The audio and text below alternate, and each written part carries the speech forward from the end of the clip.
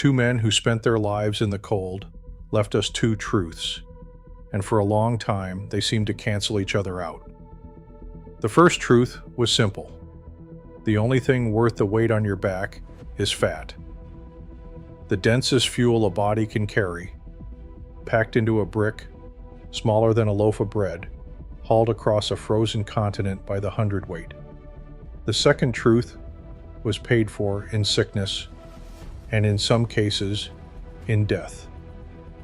A man can eat lean meat until his belly is round and tight as a drum, eat until he can barely stand, and still grow weak, still sicken, still starve to death, with the food still in his hands.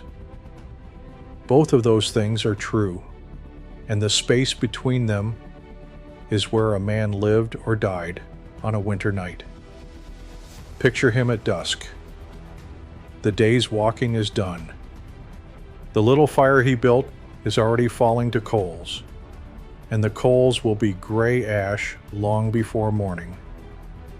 Before he lies down on the frozen ground, he takes out a dark, waxy brick, and with the back of his knife, he knocks off a piece hard enough that it has to be struck, not cut. He is not eating because he is hungry. He is eating to light a fire. Not the one in front of him, the one that is dying, a fire on the inside. The heat a body throws off from the simple work of breaking down what it has eaten. That is the inside fire. And on a night like this one, it is the only fire that will still be burning when the sun comes back. We think of food as fuel for the day, for the work, for the miles. The mountain man knew something we have forgotten. The hours that killed you were not the hours you spent moving. They were the hours you spent lying still in the dark, doing nothing at all, while the cold came looking. So before a man could know what to eat, he had to understand what was hunting him in those still hours, and it was not what most people think. Part 1. The cold that comes at night. The danger was never really the cold of the open day. In daylight a man moved, and a moving body is a furnace. Every step, every swing of the axe, every mile of broken trail threw off heat, and that heat held the cold at arm's length. The trouble came when the work stopped. When the mountain man lay down, the furnace banked itself. His heartbeat slowed, his breathing slowed. The heat he made fell away to almost nothing. And here is the cruel part. A body does not just stop making heat when it sleeps. It actually lets its own core drift cooler as it goes under, the way a house drops a few degrees when the furnace clicks off for the night. So the most dangerous stretch of the whole day was the one where the mountain man did the least. 8 hours flat on his back, still as a stone, while the fire died and the temperature fell, and something patient settled in around the camp. Think of that night cold as a thing that waits. It does not rush a man. It sits at the edge of the firelight, and it watches the flames sink, and it watches the body go still, and only then does it move in close. It has all night. It is in no hurry. And the mountain man knew, the way you know a thing in your bones after you have nearly died of it, that he could not outbuild it with wood alone. The fire he laid would not last till dawn. No fire of sticks ever does, so he needed another one. The one furnace a sleeping man can keep lit without ever waking to feed it is the slow heat thrown off by a heavy meal, burning down inside him while he sleeps. And the mountain man needed every bit of that heat because of what this country asked of a body. The men who crossed these mountains and pulled up these rivers were burning through staggering amounts of fuel. The members of one famous expedition across the West were spending well past 6,000 calories a day, and on the good days, each man put away as much as 9 pounds of meat. 9 pounds. That is not appetite. That is a body running flat out just to keep its own fire lit against the country around it. A man burning like that could not afford a single cold, empty night. So the mountain man's evening meal had one job above all the others. It had to burn long, and it had to burn slow, deep into the dark. And that meant he had to be very careful about exactly what he fed the fire. Part 2, the quick burn. The first thing the fire needed was fuel, and for fuel, there has never been anything to match fat. Fat carries more than twice the energy, ounce for ounce, of anything else a man can eat. More than meat, more than bread, more than anything that grows. That single fact is the reason the mountain man could carry days of survival in a bundle the size of a brick. And the reason that brick did not freeze into a useless stone the way a hunk of meat would. Fat was the quick burn, the part of the meal that catches fast and gives the fire its bulk and its blaze. And the mountain man had a way of carrying it that is worth understanding exactly, because it was one of the great pieces of practical genius on the whole frontier. They called it pemmican. You start with lean meat, sliced thin and dried hard, over a slow fire, or in the sun and wind until it is brittle, then pounded between two stones until it falls apart into a coarse, dry powder. It takes roughly 5 or 6 pounds of fresh meat to make a single pound of that dry powder, so a small sack of it holds the meat of a far larger kill.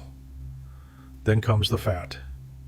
Hard fat, suet from around the kidneys, marrow knocked out of the long bones, the thick slab of back fat, all of it melted down slowly over the fire into a clear, hot grease, what we would call tallow.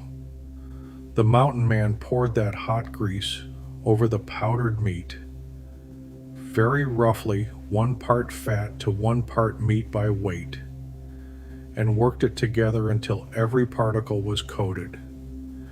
Then he packed it tight into a bag of hide and let it cool to a dense, hard brick, and poured one last layer of fat over the top to seal it. That cap of fat locked out the air and the wet. Sealed that way, packed in a hide bag, a single piece could weigh 90 pounds, and the men flattened those bricks to 6 or 7 inches thick and stacked them up off the damp ground like so much cordwood. Here is the part that mattered most, the thing that separated a winter's salvation from a bag of rot. The enemy was moisture. If the meat was not dried all the way through, if the fat still held flecks of gristle and water, if too much fruit was crushed in for flavor, then water stayed trapped inside that sealed brick, and the whole thing would mold from the inside out, where a man could not even see it. Done right, dried clean, and sealed in pure fat, pemmican kept for years in any weather. Done wrong, a man's entire winter store turned to poison in the bag, and he would not know until he opened it and found his fuel spoiled. So the mountain man was ruthless about it. Bone-dry meat, clean rendered fat, no shortcuts. That brick was the quick burn a man carried on his hip, the densest fire he could fold into a bag. But fuel that catches fast also fades fast. A fire that is all blaze and no coal burns bright and then dies. And a fire that dies at midnight leaves a man 6 hours from a sunrise he may not reach.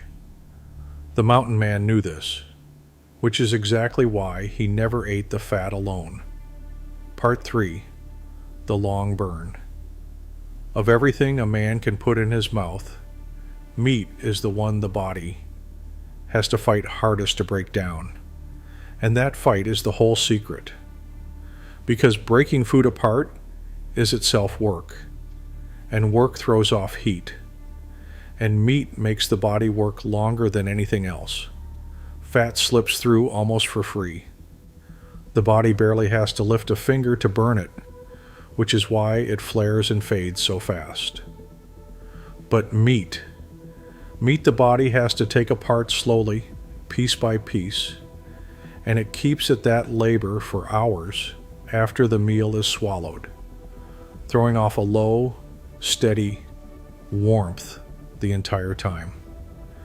If fat was the blaze, meat was the coal.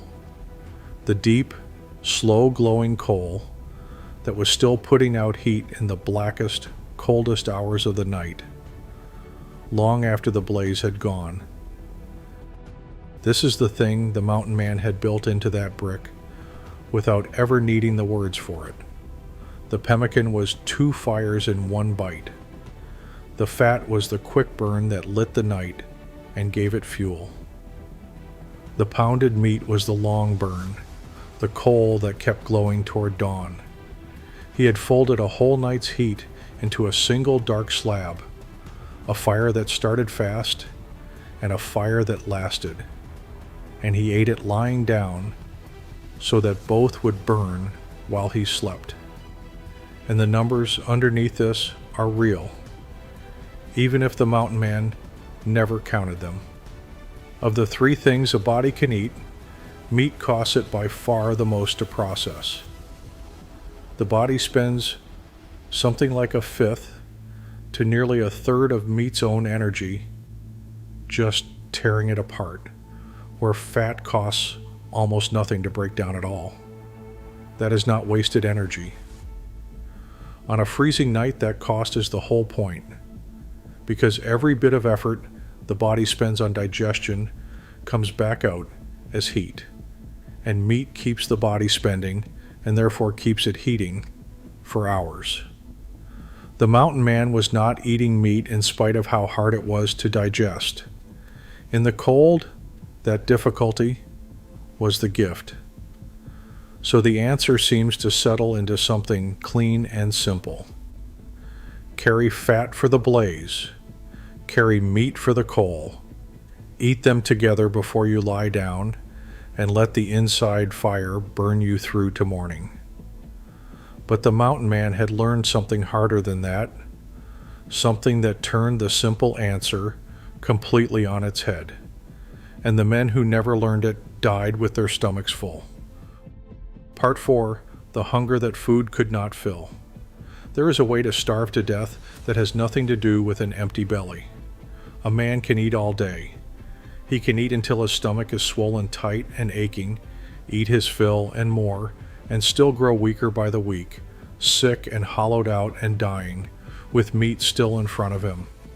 The old-timers in the far country had a name for it. They called it rabbit starvation, starving on a full stomach. And it was real enough that it killed. Here is what was happening. Rabbit, and the lean small game like it, is almost all coal and no blaze. It is meat with the fat stripped away, nearly pure long burn, with none of the quick burn to go beside it. And the body can only take apart so much meat without the fat to carry it before the whole machine begins to choke. Pushed past that line, the inside fire stops warming a man and starts to poison him instead. The waste from breaking down all that lean meat builds up faster than the body can clear it. Nausea sets in, then weakness, then the runs, and underneath it all, a terrible, gnawing hunger that no amount of rabbit could ever satisfy. Men in that country wrote of eating until their bellies were visibly distended and feeling hungrier than when they began. They ate and only grew emptier. This was not some rare freak of the wilderness. The forest peoples, who at times had nothing but rabbit knew it and feared it. The great fur company that ran the northern trade recorded its own trappers dying of starvation, while by every appearance eating well, eating their fill of rabbit every single day. One careful observer of the far north wrote that men kept on lean meat develop a wild, desperate craving for fat, and that such a man can swallow pure fat by the handful without the slightest disgust, because his body is screaming for the one thing the meat could not give him. The rule was paid for in blood and passed down hard. Never try to live on the leanest animal in the country. Even much later, when men were taught how to survive if they came down in the far wilderness, the instruction was put as plainly as it could be put. Do not, under any circumstances, limit yourself to a diet of rabbit. And now you understand why the mountain man prized the fat above the meat, why the marrow knocked from a split bone, and the thick slab of back fat, and the hard suet from around the kidneys were treasured more than the lean flesh itself. It was not a matter of taste. Most of a northern man's winter calories came from fat, and he sought it out the way you would seek out anything that stands between you and dying. The quick burn was never the luxury sitting alongside the real food. The quick burn was the thing that let the long burn keep a man alive instead of killing him. Fat and meat in one bite, blaze and coal together, neither one safe without the other. So the one thing the mountain man ate before he slept was never simply food. It was balance, folded into a single dark brick, and eaten in the cold, with the day's fire dying. He was not feeding his hunger when he lay down and ate. He was building a fire he could not see, and he knew exactly which wood made it last. Part 5. The Fire. We let go out. We have built ourselves a world where the still hours are safe. The heat comes out of a wall now. It runs on a timer all night, asking nothing of us, and it does not falter when we go still, and it does not die when we fall asleep. We never have to think about the dark hours at all, because the dark hours stopped costing us anything. And so, we eat the way people eat, who have never been cold. We eat for the taste of a thing, for the pleasure of the day, for the moment the food is in our mouths. We almost never eat for the night ahead, because the night ahead no longer asks us to. The mountain man could not think that way and live. He understood down in the bone that the most dangerous hours of his life were the ones he spent doing nothing, lying still in the cold and the dark while the world tried to pull the heat out of him, and his answer to those hours was the one fire he could carry inside his own body and keep lit without waking. A blaze and a coal, folded into a single bite and swallowed before he lay down. We have forgotten there was ever a fire to keep, because the wall keeps us warm while we sleep and never sends the bill. The quick burn and the long burn are not survival tricks anymore. Nobody needs them now. They are something closer to a memory, a record of a time when the last thing a man did before he closed his eyes was make certain that something inside him would go on burning until the sun came back over the ridge. He lay down on the frozen ground with a fire lit where no one could see it. A fire he had eaten on purpose, and he trusted it to carry him to morning. It usually did. That is the kind of knowing this channel exists to dig back up. If you want to keep going on that, subscribe to John Woods, and I will see you next time.